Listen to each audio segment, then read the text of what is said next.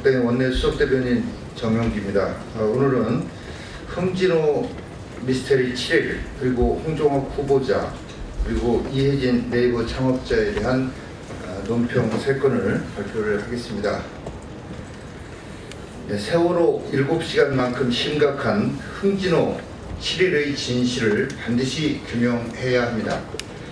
흥진호 납포 사실에 대해 모르쇠로 일관하던 정부 당국자들의 말이 새빨간 거짓말이었음이 드러나고 있습니다. 언론 보도에 따르면 배경은 흥진호가 연락 두절된 바로 다음 날인 22일 오전 8시경 청와대와 총리실, 해수부, 국정원, 해군 작전사령부 등 관계부처에 이 사실을 알렸다고 합니다. 이것이 사실이라면 납포를 몰랐다는 해수부 장관과 해양경찰청장, 언론 보도를 보고 알았다는 국방부 장관과 해군 참모총장 등은 모두 거짓말을 한 것입니다. 자의적인 거짓말이 아니라면 청와대로부터 지침을 받아 거짓말을 한 것으로 볼 수 있습니다. 흥진호가 조업하던 대화태 어장 근해는 2010년 8월에도 우리 어선이 북한에 납포됐다가 한 달 만에 송환된 곳입니다. 북한이 호시탐탐 도발을 노리는 곳으로 군이 상시 예의주시해야 하는 수역입니다. 이런 곳에서 우리 어선이 일주일 동안 연락 두절되었는데도 이해할 수 없는 대처를 한 데 대해 국민적 의구심이 제기되고 있습니다. 대체 선원들은 일주일 동안 어디에 잡혀 있었는지, 북한에서는 무슨 일이 있었는지 아직도 밝혀진 것이 없습니다. 사진 속 흥진호 선원들의 모습이 통상적인 선원의 옷차림이 아니었다는 등 수많은 국민적 의혹까지 제기되고 있는 상황입니다.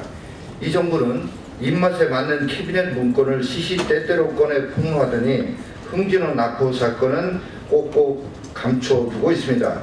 이번 흥진호 납포 사건 또한 북한이 송환 발표를 하지 않았으면 아무도 몰랐을 일이었습니다. 뿐만 아니라 문재인 정부는 국민의 생명과 안전이 직결된 흥진호 납포 사건은 일주일 동안 은폐하고 대통령의 프로야구 시구와 같은 휴통에만 치중하고 있습니다.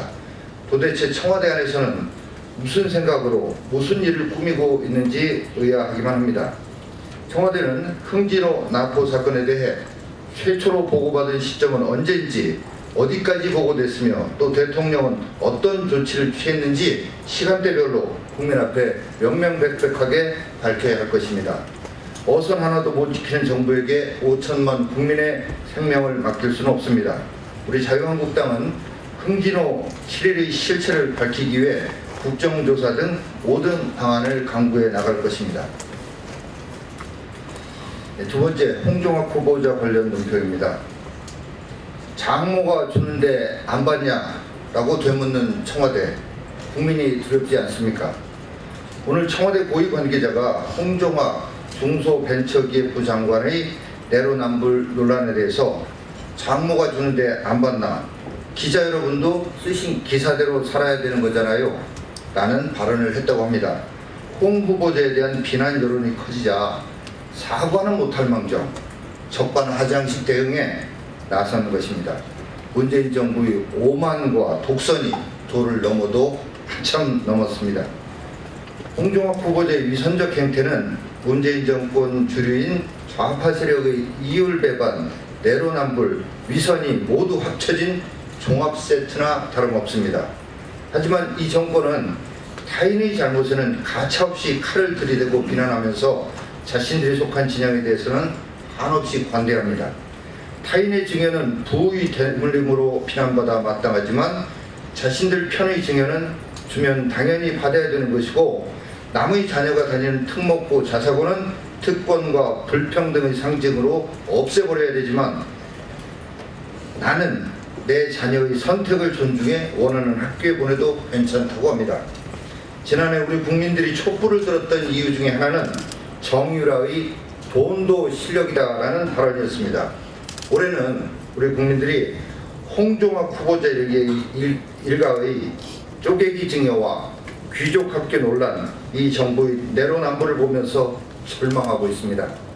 국민들은 문재인 정권이 지난 정권보다 더하면 더했지 잘하는 게 하나도 없다고 말하며 이 정권에 대한 기대를 접고 있습니다. 제1야당인 우리 자유한국당은 전방위적으로 위선적 행태가 드러난 홍종학 후보자가 하루빨리 사퇴할 것을 강력히 촉구합니다. 또한 자유한국당은 해괴한 논리로 홍 후보자를 엄호한 청와대 고위 관계자와 인사 참사의 책임자인 임종석 비서실장, 조국 민정수석, 조현옥 인사수석 등에 대해서 국회에서 반드시 책임을 물을 것입니다. 네, 끝으로 네이버 이혜진 창업자에 대한 논평입니다. 네이버의 이혜진 창업자는 사과만 하지 말고 네이버 개혁을 위한 실질적인 후속 조치를 즉각 실행해야 합니다. 어제 국회 과학기술정보방송통신위원회 국정감사에 이혜진 네이버 창업자가 참석해서 지난 20일 사실로 드러난 네이버의 뉴스 조작에 대해 사과하고 회사 차원의 개선 방안을 마련하겠다고 밝혔습니다. 하지만 자의적으로 마음대로 뉴스를 재배치해서 노출 빈도를 조작하고 뉴스의 공정성을 해치며 국민을 기만해온 네이버 책임자의 발언이라고 보기에는 어떠한 진정성도 느껴지지 않았으며 실질적인 문제 해결 역시 기대할 수 없는 실망스러운 답변이었습니다.